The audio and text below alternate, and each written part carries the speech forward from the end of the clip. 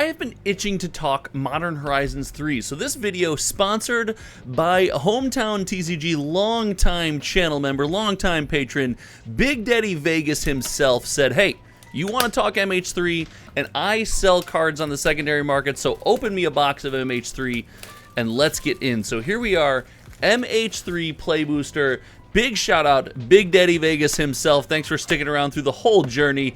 Good personal friend of mine at this point, and someone who wants to buy some Modern Horizons 3, sell it online, and have the conversation about Magic's biggest set of 2024. So let's get into it, and I want to give some thoughts about Modern Horizons 3. If you are into stuff like this, make sure you check out the channel membership below right away. Kicking off Flare. This is going to kick into a very, big piece of this conversation right off the bat. The foil Flare of Malice, and then the Argent. And I wanted to talk about Modern Horizons 3, what this set is doing on the secondary market, because as of right now, it's actually down a bit. The set has come down in value on the secondary market, why that is and what I expect long term. And that Flare of Malice right away is going to kick off an important conversation. Ooh, look at the art card here we got. And the conversation that I want to have is, this is, here we go, Fetch Land right away, Bloodstained Mire and the Henge, that we are going to see. Ooh, Priest of Titania, that's a good little hit. There's a lot of value here. That there is a lot of value in each one of these packs individually. Now, there are some big hitters, yes, but in the Play Booster, what you're going to see happen most often, these have pull tabs, don't they? Why am I trying to open this thing like it's an old pack of Magic the Gathering when it has a pull tab? I don't know. We're going to see a lot of incremental value, little things here and there popping up.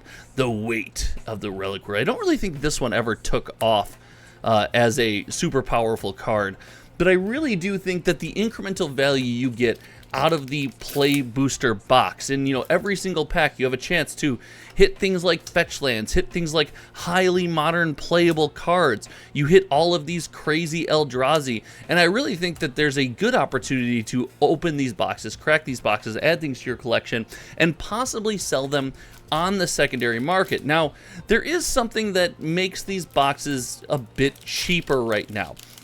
And in my opinion, it is in Wizards of the Coast's best interest. Apt Raptor foil. This is a good foil to hit. That's going over there with the Priest. There's something that behooves Wizards of the Coast to keep these boxes being a little more affordable, and that is that this was the biggest, largest reaching release of 2024. And because of that, it's in their best interest to have these cards on shelves, for game stores to be able to sell, for people like you and I to be able to go in and actually buy. And because of that, I wouldn't be surprised to, Winter Moon here too, to see these cards continue to, stay stable in value while box prices may actually trend down a bit. When we live in the world of Wizards of the Coast and their big tentpole release, we saw this with Lord of the Rings, we see this with MH3, and I expect we will see this with Final Fantasy going into 2025. We have to expect that WotC is going to want these things to be readily available. It does them no good, as we can kind of get rid of some of the uncommons up here, it does them no good to make the Play Booster box for the biggest set of the year, something they want, you to come back to the well for, a rare and elusive product. Now, when we talk collector boxes, that all changes. Ooh, gosh, the Eldrazi Mountain, look at that. I do believe, as we see the Flare of Duplication, something, the Ruby Medallion, back to that conversation, a couple bucks just in every single pack that you open. There's just a couple bucks in playables all over the place. Now, I think the conversation about availability is something that Wizards of the Coast always has, and, they do a great job, in my opinion, of, it just looks so good, of keeping things exciting and available. Wrath of the Sky's wonderful control card, and the medallion. But I do think they have made a shift in focus when it comes to the collector booster box. Now, availability for Magic the Gathering is something I think is important for Modern Horizons 3. I think it's important for all of our major releases, and maybe less so for your less popular releases, because you don't have people running and trying to, I thought we had the frog for a second there, running and trying to, 6, nice hit, and uncommon Decree of Justice. Sorry, Popper, this was downshifted to uncommon no further. I think they've done a great job with that, but I think they have shifted focus when it comes to the collector booster box, and the collector booster box being rare, you know, various treatments, foils being rare and expensive in these products is, in my opinion, oh, the son of Yawgmoth. In my opinion, that's actually a really big win. And I know, expensive collector booster boxes can be a, let's call it a rough topic, or expensive treatments of cards or highly collectible things is not something everybody sees eye to eye with me on. But I do want to just challenge you for a second. Grist, let's go. Nice hit, and the cursed mirror in there. I do want to just kind of challenge that notion for a second and point out, I'm not saying I think all Magic cards should be expensive. I don't think that Magic the Gathering, the game, should be gate kept at all. I love cheap cards. I love people being able to get in and play, new Kozilek. Kind of a couple bad ass packs here. You know what I'm saying? Badass. We're long enough in the video. I'm saying badass right now.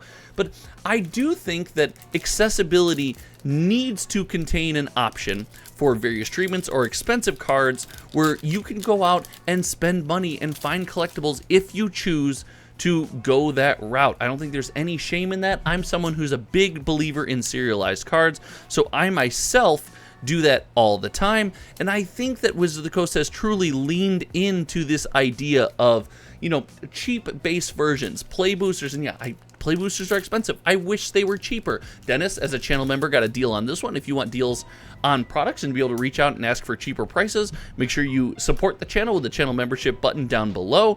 But I do, Ajani, let's see, just playables everywhere. I do think, you know, I wish that things were cheaper, but Wizards of the Coast is, you know, making play booster boxes available, making prices stay stable. We're not seeing a set of play boosters come out and be crazy expensive and forcing you to break the bank to try to get involved with a new set, at least not more so than usual.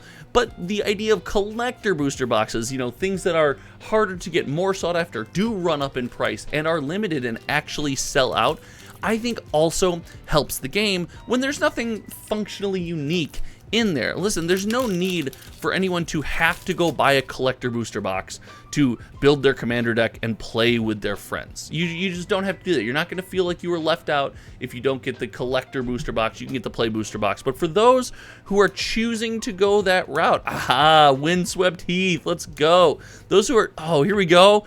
And your old border card is a good one too. The Galvanic Discharge. For anyone choosing to go that route, it's nice to know that there's an option there, and this to me is a healthy ecosystem, right? Limited printed collector booster boxes that either go up in or maintain value. Here, we'll put this right by your little grist up here.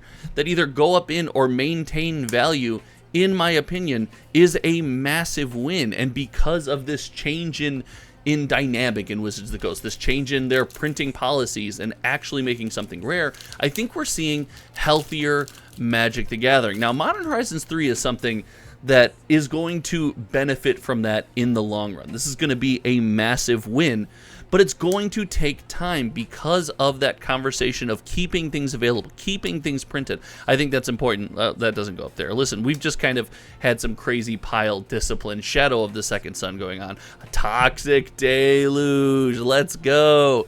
And so I think in the long run, Modern Horizons 3 is going to have a ton of value. And this is where I want to talk about the value of this product in the long run. I am a massive believer that over the course of time, this is going to be an extremely sought after product. I think it's going to be remembered, the axe, remembered very fondly due to the Devourer of Destiny. This is, God, there's just playable cards everywhere in this box. I think it's going to be an extremely profitable product in the long run, and I don't think if you hold on to a few boxes for this, whether it's to see the value go up, whether it's to crack later down the road, whether it's to, open up and play with your friends, or just to get the box opening experience of maybe a collector booster box, geez, some of these pull tabs just don't rip the way that I want them to, then I don't think you're going to be in a bad mood for making that decision. Oh my goodness. Echoes of Eternity in foil. Look at that. People who dunk on Magic art say, oh, Magic's not doing enough for the art. I think you just need to look a little bit. That is a beautiful card. And the Necro Bloom. Oh, Buried Alive. Look at this. What a pack.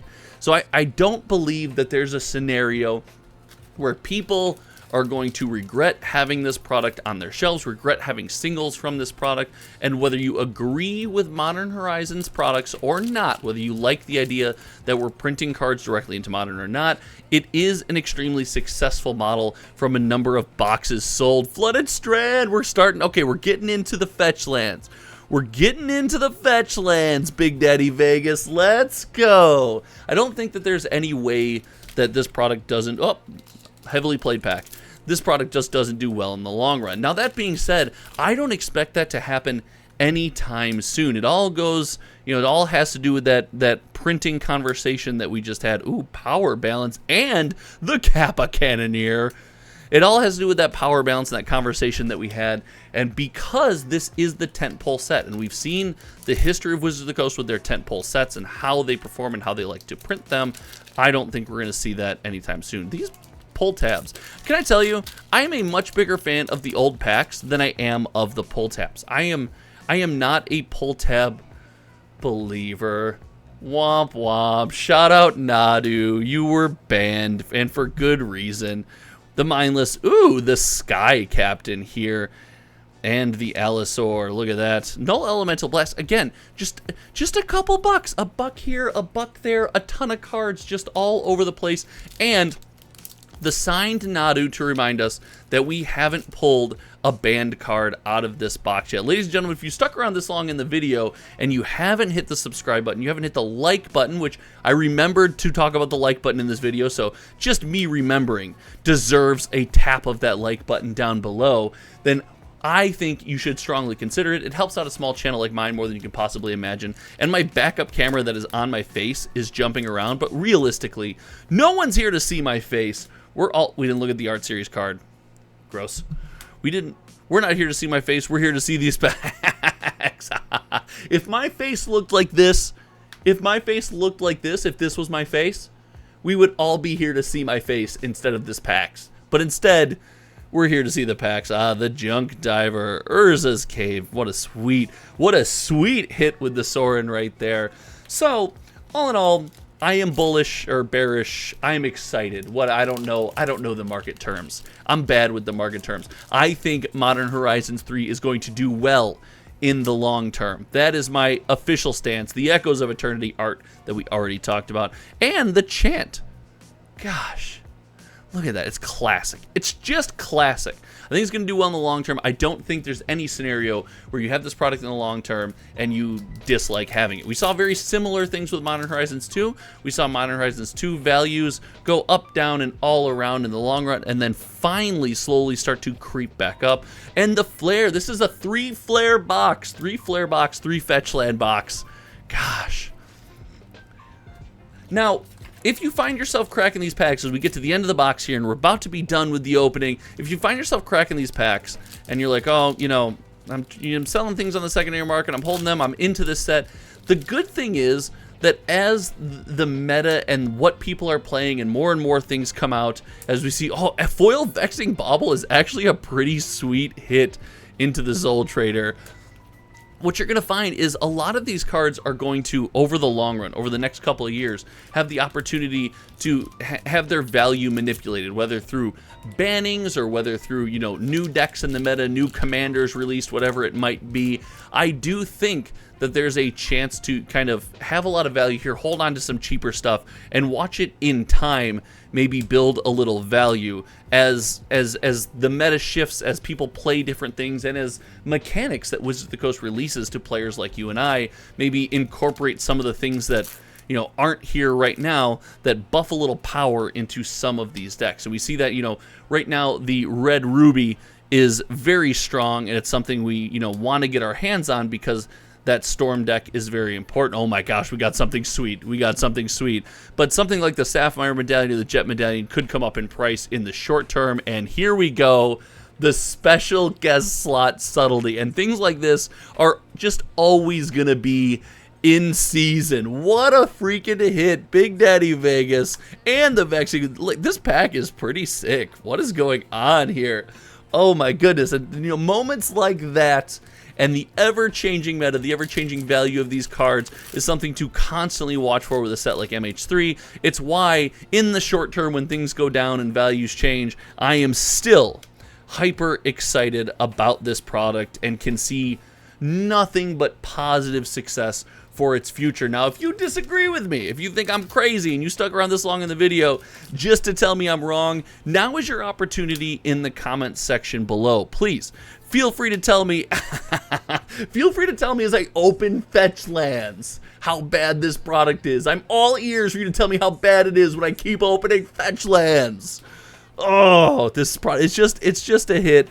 There's nowhere to go, in my opinion, but up. It's so exciting. It's so much fun. And while, yes, I'm a really big fan of Pioneer right now because it represents what I always loved about Modern, a place to, you know, play all the cards that constantly rotate. Consigned to Memory is a foil. Like, your foils for your uncommon slot have been ridiculous, Big Daddy Vegas. Let's go. If you want to disagree with me, if you think there's no way and I'm crazy off base as we're in the last 2 packs here, now's your chance, man, because I don't think if you take that stance, I don't know, it's going to be an argument in the comment section. I'm coming after you.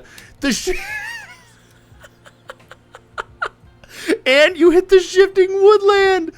Oh my gosh. And the myth, look at this. What a pack, and the subtlety over there. Listen, I won't hear it. You can scream it till you're blue in the face as we get into the last pack here. I am so excited. Big Daddy Vegas, thank you so much for the opportunity to open this box. Congratulations on the sweet, oh my god, I saw it back there, hold on. Oh, hold on, look at that. If my face looked like that, we'd all still be here too. Oh my god.